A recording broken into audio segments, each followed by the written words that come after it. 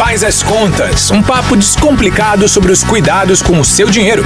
Oferecimento GetNet. Não pagar nada pela maquininha te empolga? Saiba mais em getnet.com.br. E Avenue Bank, sua vida financeira global e em dólar. Saiba mais em avenue.us. Tá começando mais um Faz as Contas na Gringa, aqui o seu podcast favorito de finanças. Eu, Jorge Ribeiro, sempre bem acompanhado aqui do meu lado da Bruna Aleman, que tá tornando o investimento no exterior ainda muito mais fácil com as suas preciosas dicas aí. Tudo bem, Bru? Tudo bem, e você? Tudo jóia. Hoje a gente vai trocar uma ideia sobre possíveis crises que podem acontecer enquanto você tá investindo no exterior. Antes da gente começar o nosso papo, quero que você deixe aí as suas redes sociais pra galera te encontrar por lá. @BruAleman no Instagram e no TikTok. Boa. E também cola na Bru no YouTube e o podcast Faz as Contas, né, gente? Pelo amor de Deus, vocês estão aqui escutando, mas vai seguindo aí, ativa o sininho de notificação pra você receber os episódios novos. Com toda certeza. Então, pra começar, já vamos deixar bem claro que não existe investimento 100% seguro. Ou existe? Não existe. Na verdade, nem na poupança. Então, se você pensar em 1990, a gente teve o confisco da poupança. Foi um negócio complicado. Quem viveu aquela fase, né? Exato. Teve gente que perdeu tudo. Perdeu tudo. E daí você fala, pode ter isso de novo? Pode. Você nunca sabe o que vai acontecer com a política brasileira. A gente tem espaço pra isso? Provavelmente não. Mas a gente nunca sabe o que vai acontecer no Brasil. Daí você tem, por exemplo, produtos. Então eu sempre falo, CDB, LCA, LCI.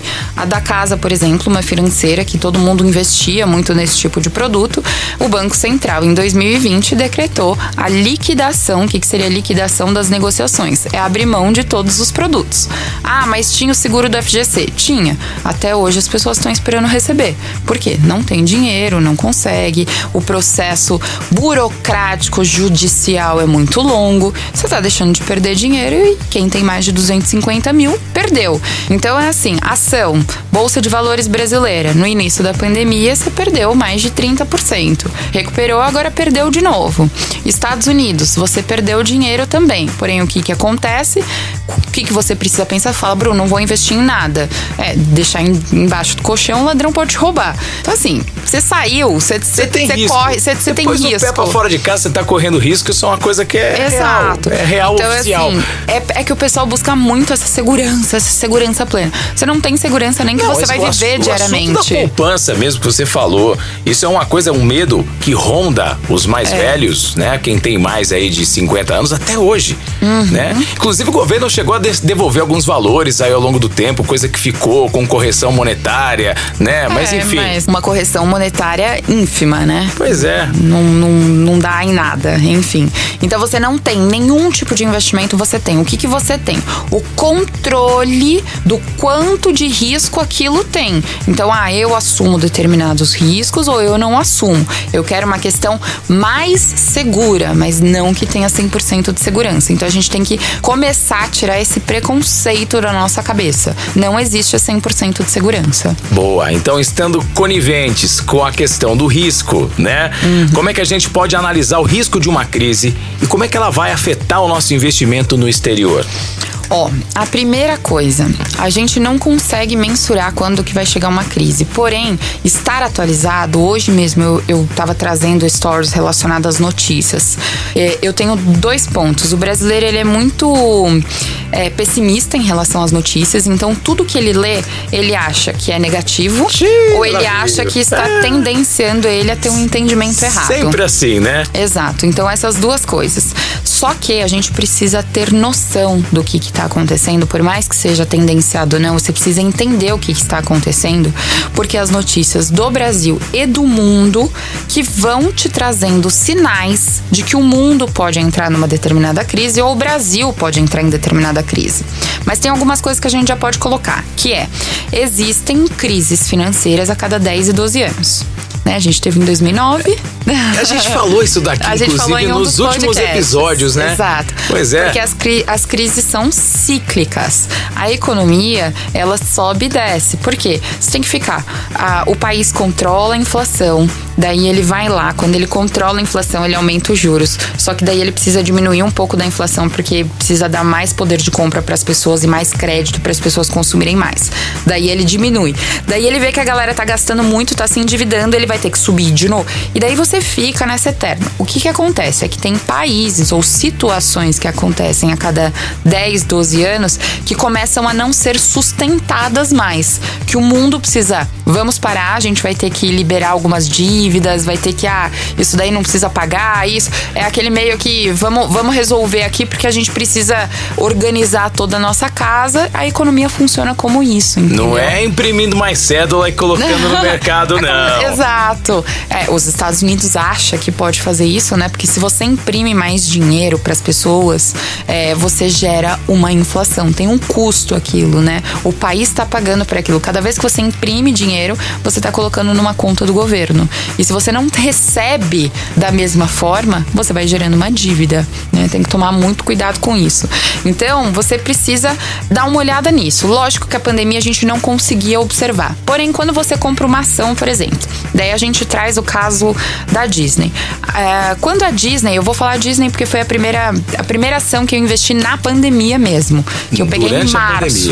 Eu peguei exatamente em março de 2020. Mas os parques estavam fechados. Não tem problema, eu já sabia que ela ia lançar o streaming. Olha aí, tá vendo por quê? Oi? Por que você sabia? Porque eu tava informada. Porque você tava informada. Exatamente o que você acabou de falar pra gente aqui. Então fique ligado com o que tá acontecendo no mundo, né? O que aconteceu? Então eu tinha algumas ações lá. Por exemplo, eu tinha a Estée Lauder também, que é uma de maquiagem, que é aquela maquiagem MAC, sabe? Certo. Ela é dona. Mulherada adora. Perfumes e tudo mais. Caríssimo. Então, ela chegou a cair 80%. Eu já tinha ela, por exemplo. Enquanto isso, eu fui lá e comprei a Disney. Um pouquinho antes do dólar subir demais. Fui lá e comprei a Disney porque ela estava barata. Crise é aonde os preços se restabelecem. É como se fosse uma promoção da Bolsa de Valores. Certo. Se eu explicar desse jeito é melhor. Então você vai lá e você compra. Por que você está comprando mais barato? A Disney chegou a cair 80% em 3 semanas. Só que, o que ela fez? Ela acelerou o processo do streaming dela. Ela bombou com filmes novos e séries novas que estavam lá. Ela cresceu 300% em 3 meses. 300%, gente. Em 3 meses. Em 3 meses. Então, por que eu tava de olho? Porque é uma ação que eu gosto, eu já queria investir, eu peguei uma oportunidade boa e já estava entendendo qual que é aquele negócio. E daí, se você começar a analisar, porque você fica meio viciado quando você investe numa ação. É verdade. Né? E daí eu fui ver, eu falei, poxa, mas Disney, eu também pensei, parque, foi aí que eu descobri do streaming. E a Disney, ela tem 4 canais de televisão dos Estados Unidos, ela ganha os royalties de todos os filmes Disney, tem brinquedo, todas essas coisas. Ela tem incríveis empresas. Os parques em si é de 6 a 12% da receita dela. Não é nada. Ela não ganha dinheiro com o parque em si. Você vê que o parque fechado, o que afetou? Praticamente nada. E eles ainda pagaram as contas esses meses todos aí de possíveis prejuízos, né? Na verdade, você dá uma balanceada. Muito bem, aliás. Você dá uma balanceada, mas essa inteligência. Eu escolhi uma empresa, a gente tá falando da Disney, que não ganha em um só negócio, empresa de monoproduto.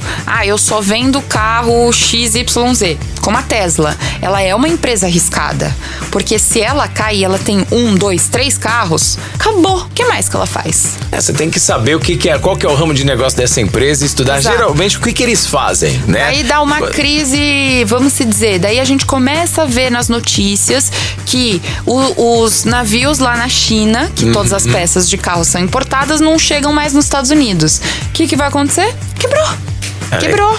Então, olha, você tá importando, fala, poxa, mas eu tenho que saber que o navio... Você não precisa, é só você dar uma folheada num jornal, você entender o que tá acontecendo. As principais notícias, Brasil e mundo... Tá rolando a crise dos semicondutores, né? Tá faltando semicondutor no mercado para poder, por exemplo, produzir centrais multimídia, peças que toda a mecânica embarcada dos carros de hoje, né? E o que vai acontecer? Vai aumentar muito o preço. E aquelas empresas que não tiverem caixa, que isso daí é como se fosse uma vida pessoal. Você não tem a reserva de emergência para emergências?